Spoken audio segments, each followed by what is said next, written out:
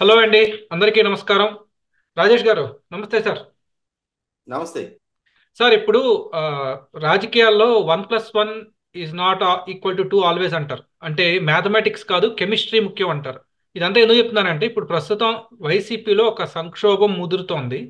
అది పెను తుఫానుగా మారే అవకాశం ఉంది. దాదాపుగా 175 మందిలో ఆహ్, ఒక 70 మంది వరకు టికెట్లు ఇవ్వరు. కొత్త వారిని రిప్లేస్ చేస్తారని అయితే వింటున్నాం. రేపొద్దున ఈ 70 మంది కనుక రెబల్స్‌గా వేస్తే 5,000, 10,000, 15,000, 20,000 వాళ్ళ స్థాయిని బట్టి ఓట్లు కోసే అవకాశం ఉంటుంది కదా! ఇదే జరిగితే మాకు సొంత ఓటర్లున్నారు అని సజ్జల గారు అంటున్నారు కదా! ఆ ఓటర్లు వాళ్ళు సజ్జల గారు సొంత ఓటర్లు అంటున్నారు. టీడీపీ వాళ్ళు నకిలీ దొంగ ఓట్లు అంటున్నారు అనుకోండి. ఆ ఓటర్లని నెగోషియేట్ చేసినట్టు అవ్వదా? చెప్పండి సార్. ఇక్కడ ఒకటి వాస్తవ పరిస్థితి ఏంటి అంటే, అసలు వైసీపీ పార్టీ ఓట్ బ్యాంకు మూలాలు కాంగ్రెస్ పార్టీ నుంచి మైగ్రేట్ అయిన ఓట్ బ్యాంక్ ప్రధానంగా. ఇవాళ కర్ణాటక, తెలంగాణ ఎన్నికల్లో కాంగ్రెస్ పార్టీ సాధించిన ఘన విజయం నేపథ్యంలో ఆంధ్రప్రదేశ్ రాష్ట్రం మీద కూడా కాంగ్రెస్ పార్టీ దృష్టి పెడుతుంది. ఒకవేళ అంటే ఇప్పుడు జరుగుతున్న ఊహాగానాలే గనక వాస్తవ రూపంలోకి వచ్చి, షర్మిల గారికి ఆంధ్రప్రదేశ్ పిసిసి అధ్యక్ష బాధ్యతలు అప్పజెప్పి ఆమె నాయకత్వంలో ఎన్నికలు కనుక కాంగ్రెస్ పార్టీ వెళ్లే పక్షంలో ఇవాళ మీరు ప్రస్తావించిన వైసీపీ పార్టీలో తలెత్తుతున్న ఈ సంక్షోభం కాంగ్రెస్ పార్టీకి ఆయాచిత వరంగా మారడం ఖాయం. దాదాపుగా 2004 నుంచి 2014 వరకు 10 సంవత్సరాలు అధికారం చెలాయించిన కాంగ్రెస్ పార్టీ రాష్ట్ర విభజన నేపథ్యంలో ప్రజాగ్రహానికి గురైందనేది వాస్తవం. సహజంగా ఎన్నికల్లో ఓటములు ఉంటాయి. కానీ కాంగ్రెస్ పార్టీని ప్రజలు శిక్షించారు. అంటే ఓడించడం కన్నా కూడా శిక్షించారు. ఎందుకంటే 2014 మే 4వ తారీఖు అసెంబ్లీ పార్లమెంట్ ఎన్నికలు జరిగితే, దానికి ఒక నెల రోజుల ముందు ఏప్రిల్ 6వ తారీఖు రోజు స్థానిక సంస్థల ఎన్నికలు జరిగినాయి. దానికి ఒక 6 రోజుల ముందు మార్చి 30 తారీఖు మున్సిపల్ కౌన్సిల్, కార్పొరేషన్ ఎలక్షన్స్ జరిగినాయి.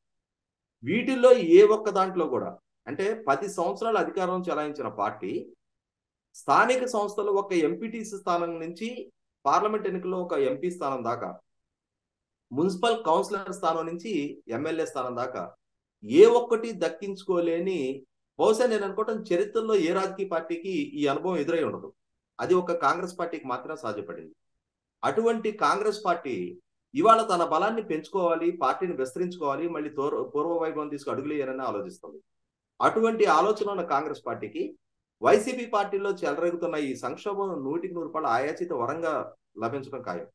ఎట్లయితే చంద్రబాబు నాయుడు గారి అరెస్ట్ నేపథ్యం తెలంగాణ ప్రాంత కాంగ్రెస్ పార్టీకి ఎమోషనల్ గా కలిసి వచ్చిందో, ఎంతో కొంత కొన్ని పాకెట్స్ అయినా కాంగ్రెస్ పార్టీకి యాడన్ అడ్వాంటేజ్ గా మారిందో, అదే విధంగా ఇవాళ జగన్మోహన్ రెడ్డి గారి వైఖరి ప్రజల్లో పెరుగుతున్న వ్యతిరేకతకి నాయకుడిగా ఆయన బాధ్యత తీసుకోవడానికి సిద్ధపడకుండా ఎమ్మెల్యేలు బాధ్యులుగా చేసి, ఇవాళ ఎమ్మెల్యేలుగా కొనసాగిన, నిన్నటి వరకు ఆయన పట్ల అత్యంత లాయల్టీ ప్రదర్శించిన, అన్ని సందర్భాల్లో ప్రతిపక్షాలని, ప్రజా ఉద్యమాన్ని అణిచివేతకి ఆయన చేతిలో కీలుబొమ్మలుగా మారున్న ఎమ్మెల్యేలు ఇవాళ జగన్మోహన్ రెడ్డి గారి చేత వివక్షకు గురవుతున్నారు. ఆయన చేత ఎమ్మెల్యేగా మళ్ళీ పోటీ చేసే అవకాశాన్ని కోల్పోతున్నారు అన్న భావన ఇవాళ ఎమ్మెల్యేల్లో 100% అంట్రెస్ట్ కారణం అవుతుంది. ఇటువంటి సందర్భంలో వీళ్ళు ప్రధానంగా వాళ్ళ మాతృ సంస్థ అయినా, మాతృ పార్టీ అయినా కాంగ్రెస్ పార్టీని ఆశ్రయించడం ఖాయం. అటువంటి పరిస్థితి జరిగినప్పుడు ఒకవేళ తెలంగాణ ముఖ్యమంత్రిగా ఉన్న రేవంత్ రెడ్డి గారు, ఆయనకు ఆంధ్రప్రదేశ్ రాష్ట్రంలో కూడా మంచి క్రౌడ్ పుల్లర్ గా మంచి పాపులారిటీ ఉంది. అటువంటి క్రౌడ్ పుల్లింగ్ ఎబిలిటీ ఉన్న రేవంత్ రెడ్డి గారు లాంటి వాళ్ళు ఆంధ్రప్రదేశ్ కాంగ్రెస్ పార్టీ తరఫున ప్రచార బాధ్యతలు స్వీకరించడానికి సిద్ధపడితే, శరణ్య గారికి కనుక నాయకత్వం అప్పచెప్పిన పక్షంలో 100% అది వైసీపీ పార్టీకి పెను శాపంగా మారటం ఖాయం. వైసీపీ పార్టీ విజయావకాశాన్ని ఘోరంగా దెబ్బతీయడం ఖాయం. కాంగ్రెస్ పార్టీ ఎంత స్థాయిలో బలం పెంచుకున్నా అది 100% వైసీపీ పార్టీకి గొడ్డలపెట్టలాగా మారటం ఖాయం. ఇటువంటి నేపథ్యంలో వీళ్ళు ఇండిపెండెంట్ గానో, రెబల్స్ గానో పోటీ చేయవసరంలా. కాంగ్రెస్ పార్టీ అభ్యర్థులుగా పోటీ చేస్తే చాలు. ఖచ్చితంగా తిరిగి ఆ రివర్స్ మైగ్రేషన్ కాంగ్రెస్ పార్టీకి బిగిన్ అవుతుంది. ఎంతో కొంత స్థాయిలో కాంగ్రెస్ పార్టీ బలపడటం ఖాయం. ఎంత స్థాయిలో కాంగ్రెస్ పార్టీ బలపడితే అంత స్థాయిలో వైసీపీ పార్టీకి ఆ ఓట్ బ్యాంక్ లూజ్ అవటం ఖాయం. ఇప్పటికే ప్రభుత్వ వ్యతిరేకత పెరుగుతోంది. జనసేన, తెలుగుదేశం పార్టీ మధ్య ఓట్లు చీలిక నివారణ దిశగా రెండు పార్టీలు సైద్యుత ఎన్నికల్లో పోటీ చేయాలని చెప్పని ఒక నిశ్చయానికి వచ్చేసి ఉన్నాయి. ఆ వచ్చున్న నేపథ్యంలో ఆ రెండు పార్టీల మధ్య అంటే ఓటు ట్రాన్స్ఫర్ కూడా ప్రాపర్ గా జరగాలి, ఒక ఎమోషనల్ కనెక్టివిటీ బిల్డప్ అవ్వాలి అని చెప్పని రాష్ట్ర స్థాయి నుంచి నియోజకవర్గ స్థాయి వరకు ఇప్పటికే పలు దఫాలుగా సమన్వయ కమిటీ సమావేశాలు ఏర్పాటు చేసుకొని ఆ రెండు క్యాడర్లకు సమిష్టిగా ఇవాళ ప్రజల్లోకి వెళ్తా ఉన్నారు. ఇటువంటి సందర్భంలో యాంటీ ఇన్కంబరెన్స్ పెరిగిన ఓటు కన్సాలిడేటివ్ గా ప్రతిపక్షానికి పోలరైజేషన్ జరిగి ప్రభుత్వానికి అనుకూలంగా పోలయ్యే ఓట్లలో కూడా కాంగ్రెస్ పార్టీకి ఎంత స్థాయిలో ఓట్లు చీలిక జరిగితే అంతటి స్థాయిలో అది ప్రతిపక్షానికి అడ్వాంటేజ్ గా మారుతుంది. అదే సందర్భంలో వైసీపీ పార్టీ అవకాశాలని 100% అంటే కనీసం మిణుకు మిణుకంటూ ఉండే అవకాశాలను కూడా పూర్తి స్థాయిలో ఆ దీపం కొడిగట్టే స్థాయికి చేర్చడం ఖాయం. కాబట్టి ఏంటంటే ఖచ్చితంగా కాంగ్రెస్ పార్టీ కూడా ఇటువంటి అవకాశం కోసమే పొంచుకు చూస్తా ఉంది, ఏ విధంగా మళ్ళీ తిరిగి ఆంధ్రప్రదేశ్ లో అడుగు పెట్టాలా అని చెప్పని. ఇవాళ జగన్మోహన్ రెడ్డి గారి వల్ల మా పార్టీ మూలాలు దెబ్బతినిపోయినాయి, మా పార్టీకి సంబంధించిన ఓట్ బ్యాంక్ మొత్తం ఆయన వైపు ట్రాన్స్ఫర్ అయిపోయారు. ఇటువంటి సందర్భంలో జగన్మోహన్ రెడ్డి గారిని బలహీనపరచడం ద్వారా మళ్ళీ తిరిగి మా పార్టీని పునరుజ్జీవనం చేసుకోవాలి అని చెప్పని ఆలోచిస్తున్న కాంగ్రెస్ పార్టీకి ఇవాళ జగన్మోహన్ రెడ్డి గారి వైఖరి కారణంగా, ఆయన స్వయంకృతాపరాధం కారణంగా ఆయన పార్టీలో తలెత్తిపోతున్న సంక్షోభం అంతిమంగా కాంగ్రెస్ పార్టీకి ఎంతో కొంత లాభం చేకూర్చడం ఖాయం, వైసీపీ పార్టీకి ఘోరంగా దెబ్బతీసుకునే పరిస్థితులు సృష్టించుకోవడం ఖాయం.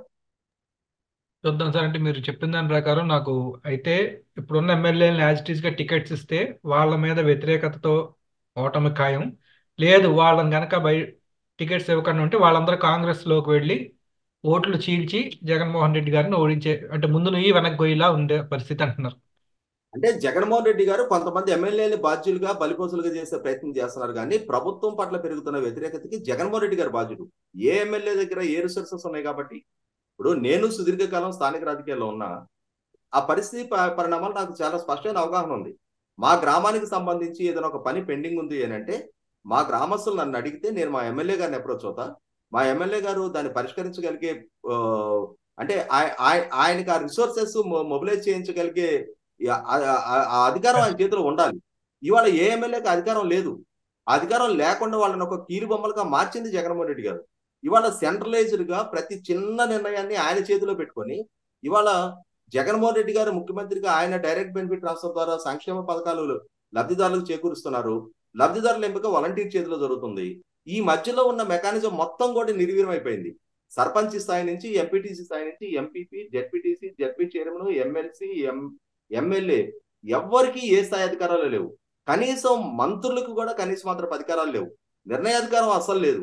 అటువంటి సందర్భంలో సెంట్రలైజ్డ్ గా జగన్మోహన్ రెడ్డి గారి నిర్ణయాలు, జగన్మోహన్ రెడ్డి గారి అడ్మినిస్ట్రేషను, జగన్మోహన్ రెడ్డి గారి కరప్షను, ఇవాళ ఆయన తీసుకుంటున్న కక్ష సాధింపు ధోరణి, వ్యవస్థలు మొత్తం ఆయన చేతిలో పెట్టుకొని ప్రతిపక్షాలని, ప్రజల్ని, హక్కులు అణిచివేస్తున్న జగన్మోహన్ రెడ్డి గారు అన్ని వర్గాలకి వాగ్దానాలు చేసింది ఆయన. ఇవాళ ఉల్లంఘనకు పాల్పడుతుంది ఆయన. దానికి ఎమ్మెల్యేలు బాధ్యత చేస్తే ఏ ఒక్క ఎమ్మెల్యే పట్ల వ్యతిరేకత పెరిగినా దానికి ముఖ్యమంత్రిగా జగన్మోహన్ రెడ్డి గారు బాధ్యుడు. ఎమ్మెల్యేలకి వాళ్ళకే నిర్ణయాధికారం ఉంది కాబట్టి. లేదు, ఎమ్మెల్యేలు తప్పు చేస్తున్నారు, 4 సంవత్సరాలు 6 నెలల 19 రోజులుగా ఏం చేశారు మీరు? ఎమ్మెల్యేలు అక్రమాలకు పాల్పడుతున్నారు, అవినీతి చర్యలకు పాల్పడుతున్నారు. చాలా మంది ఎమ్మెల్యేల మీద ఆరోపణలు వచ్చినాయి. అక్రమ క్వారీకి పాల్పడుతున్నారని చెప్పని, ల్యాండ్ గ్రాబింగ్ చేస్తున్నారని చెప్పని, రిసోర్సెస్ కొలగొడుతున్నారు అని చెప్పని, ఇసుక అక్రమ దందాలకు పాల్పడుతున్నారు అని, భూ సెటిల్మెంట్లకు పాల్పడుతున్నారు అని చెప్పని, ఇట్లాంటి ఆరోపణలు చాలా మంది ఎమ్మెల్యేల మీద వచ్చినాయి. ఎవరి మీద చర్యలు తీసుకున్నారు?